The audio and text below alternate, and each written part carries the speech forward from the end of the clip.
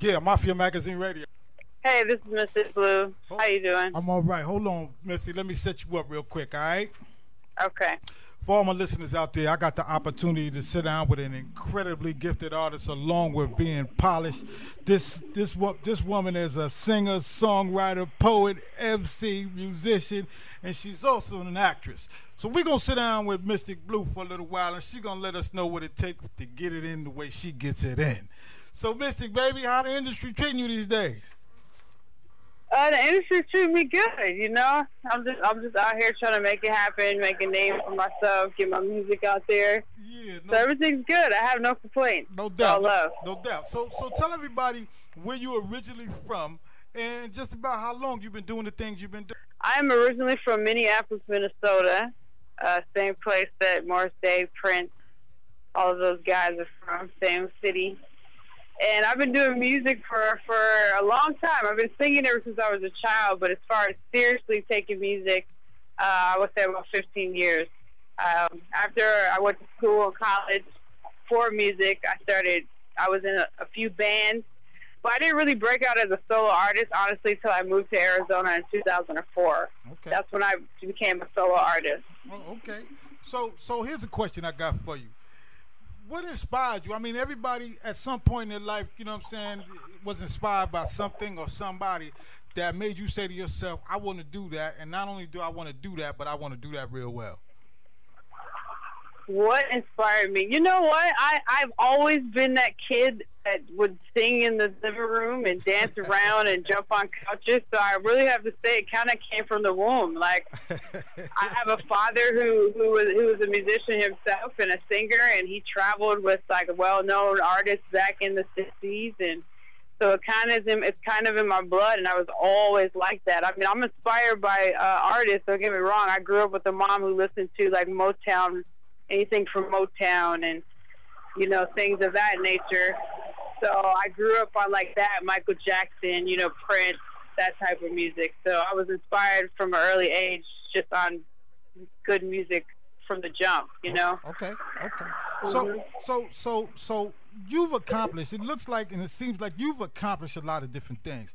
And I want to know, what made you branch out? I mean, you know, we already know that you can sing, but where did the, you know, the songwriting and the poetry, you know what I'm saying, the acting, I mean, where did all that come in, and how do you actually fit all that into the things that you do? You know, it just came. Like I said, I've always sung since I was a child in choirs, and I started writing poetry when I was 9 years old, and I wrote my first song when I was 12. So it was always, once I discovered that I could do it, I just sat down and started just writing my thoughts, and then when it came to put it together into a song, it was pretty easy for me. And once I realized, hey, this is a gift that I have, I just kept doing it and kept doing it. So it just really, I discovered it on my own. And how do I find the time to do it? As far as acting, I used to act in like school plays, you know, when I was in elementary school, things of that nature. I've always enjoyed theater. I prefer theater over film, actually. So I started doing that in elementary school, and it's just always been something that I was just drawn to, and something just being, I was kind of a loner child, you know, I was a middle child, kind of stuck to myself. So being alone, I had that time to write things down and practice things, and I just decided, you know, once I became an adult, to just go ahead and give it a try and see if I was good at it or not. Right. So that's really what I did. No doubt. So I'm curious to know where you acquired your style from, because every artist has a particular style or a particular way that they do things, and give us a little insight on actually how you kind of developed your style into the person that you are today. Good question. My style is a collaboration of just different music that I studied and just going to school, and I'm a hip hop head. Grew up listening to hip hop, definitely hands down. So that's obviously going to be a style of mine. I actually grew up listening to rock music. Being from Minnesota, we didn't have black stations when I was a child. We had rock stations. Right. So I listened to a lot of rock music until I was about 12, 13 when they got their first black station. So I got a little rock influence because of that, and I studied jazz in school. So because I was so diverse in music that was presented to me, it kind of formed my style. So a lot of people say, well, what kind of style do you do? I should say soul music because it comes from my soul, you know, because I mix mix reggae, I mix jazz, I mix hip hop, I mix rock. It's just music to me. It's all the same to me. Right. Just different expressions. Okay. So when was the first time, your first project that you did, when you said to yourself, I think I'm on my way now? Good question. Well, it wasn't the first time I ever recorded, because that was in 2001, and I thought it was horrible. But my first project, I said, I think I'm on my way. I think it was when I created my video, when I did the video I Am. I mean, I've recorded stuff before that, but when I shot my first video, and I saw the video, and then I saw the response on it, and I was like, okay, I think I got something. I think I can do this now. It's not just a dream. It's actually a reality. I'm actually, I'm actually in the seat that I always dreamed I would be in. Right. when I finished that video. Okay. So yeah, that was about a year ago. Oh, okay. So for those that are listening to us, you got some youngsters out there that's listening to us right now. I want you to kind of explain to them a little bit on how you actually stay focused on being able to do all the things that you do.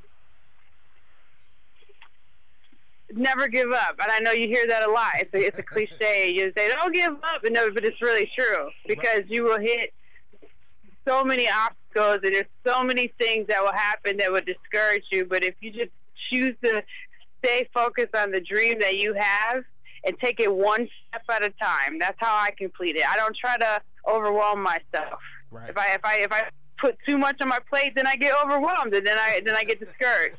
But if I take it one step at a time, and I keep reminding myself of this is my goal, I'm going to do it one step at a time, I always complete my goal. So that's my advice, is never give up, take one step at a time, and just always believe in yourself, because there's going to be a time where no one believes in you. Everyone's going to think you're crazy. Right. Everyone.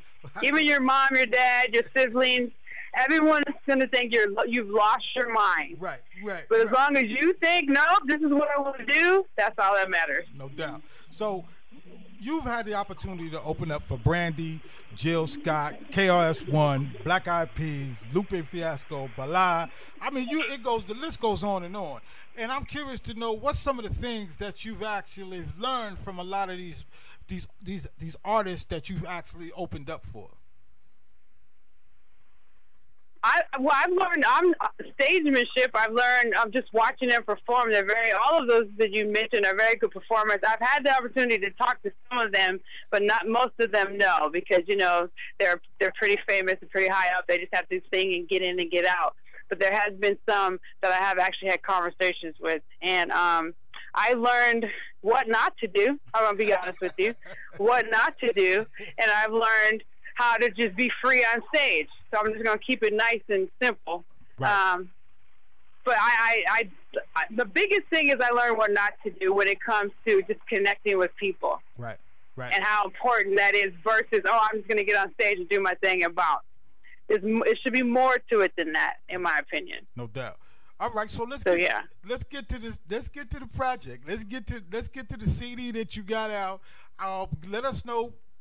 What brought about the CD, what brought about the name of the CD, and those that are on the CD, and how you feel like the public is going to be receptive to the CD that you just put out. Okay, well, the name of the CD is called I Am. I do have a song on there called I Am in a video, but it has nothing to do with the song or the video.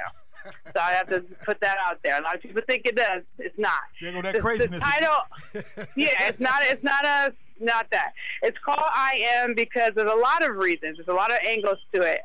I am meaning this is who I am. This album is everything of who I am. I talk about, and I have a track on there, an interlude that talks about sides. I talk about my sexual side, my angry side, my happy side, my lonely side, my in-love side. I talk about all of me. So it's called I Am, like this is who I am. It also has a spiritual meaning because in the Bible, it said, Moses said, who should I say sent me? I am that I am. That's God. We are made in God's image. So I am in the image of God. So therefore I am as well. So it's a little deep, but that's also what it means as well. Like I am a spiritual being. I'm made in the creator of I Am, and this is who I am. So enjoy it. Right. So that's what the title comes from. What should you expect on there? Absolutely nothing, because it's not going to be anything you expect. at all. It's not, because I got some reggae in there, I got some hip hop, I got some singing. I talk about some crazy war stuff. I talk about sexuality. Okay. I talk about finding yourself. I talk about hating people. I talk about losing love. I talk about finding love. Like, it's all over the place. So don't expect anything. Just listen to it. No doubt. Was it difficult to put together? I mean, did it take time for you to kind of think about and arrange what you wanted to actually put on the CD for those of us that have never even heard you perform before? It was very difficult. It took me 4 years to put this album together. Wow. Some of these songs are over 4 years old. Wow. But to put it together the way I have, it took me 4 years, because I had to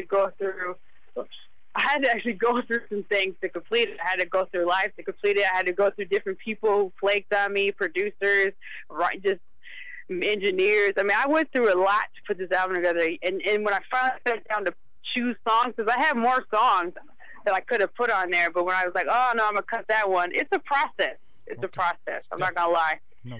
It's a very difficult process, but if you take it one step at a time and you focus, you can get it done, and that's what I had to do. No question.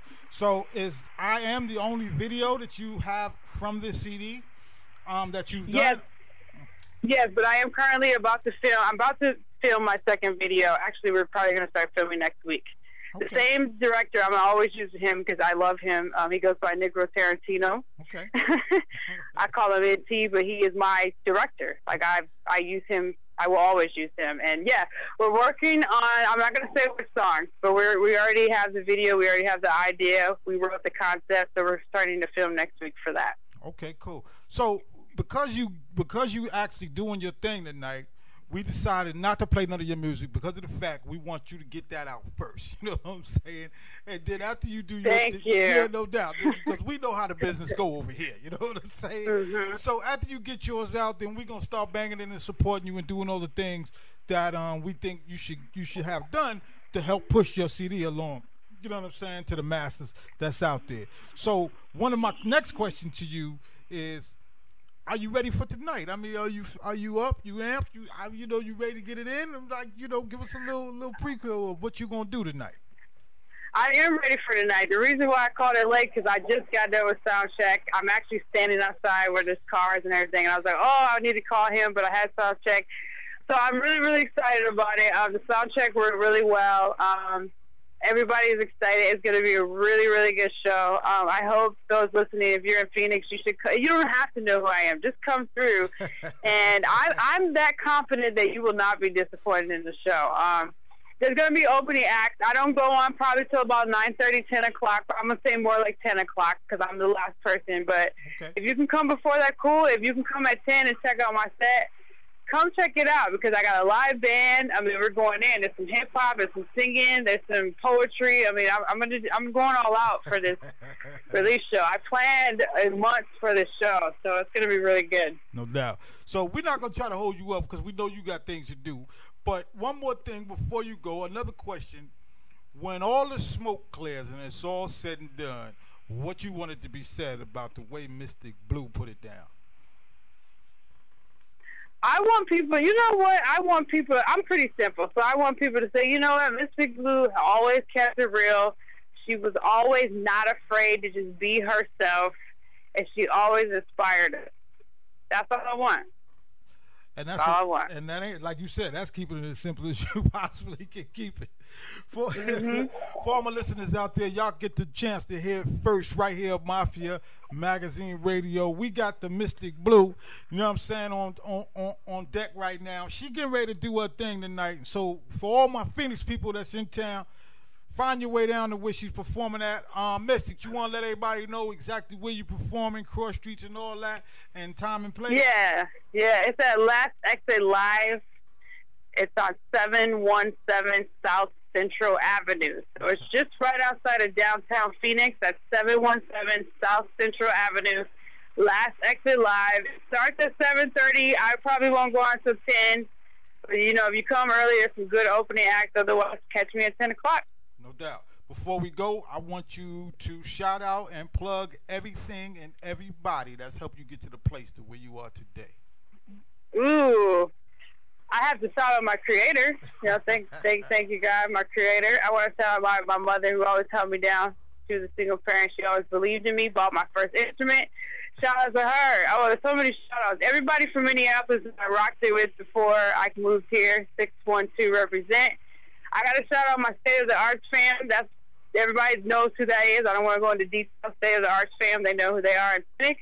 Shout out Femme Fatale in Phoenix. And shout out to my sister Alicia, my cousins, and just everybody in the Phoenix scene right now, just trying to do their thing. No matter if it's poetry, singing, rhyming, film. I mean, everybody out here who's just trying to make a name for themselves. I'm gonna give a shout out to you. Whether it's radio, it doesn't matter. A shout out to you as well. No doubt. Hey, Mystic, let me just say this to you. May you always be blessed in everything that you do, and may you prosper in all that you do. You heard? Thank you. I appreciate it. No doubt. Peace. Happy.